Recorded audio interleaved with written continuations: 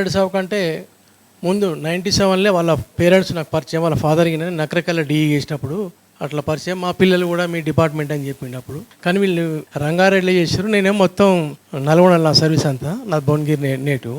మిగతా వాళ్ళంతా అసలు జోగారెడ్డి సాబ్ తక్కువ మాట్లాడుతూ నా దృష్టిలో అసలు మాట్లాడేమనిపిస్తాను నాకు. నేను నల్గొండలో ఈ ఉండే జోగారెడ్డి సాబ్ భువనగిరి జనరల్ బాడీ మీటింగ్కి వచ్చేది.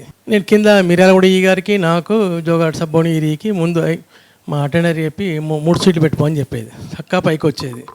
ఇంకెవ్వరు రానట్టుంది కదా, ఒకటే అన్నది మీటింగ్ స్టార్ట్ కానట్టుంది, స్టార్ట్ కాలేదు. నేను వెళ్తున్నాను, సీటు దొరకమంటే ఉన్నాయి లేదు సార్ కూర్చోండి టీ తాగిపోదామనేది. మీటింగ్లో పక్కనే కూర్చునేది సైడ్ బై సైడ్ 3-4 అవర్స్ ఉన్నా 10:30 to 2 o'clock ఉంటే ఒక్క మాట మాట్లాడిపోయేది.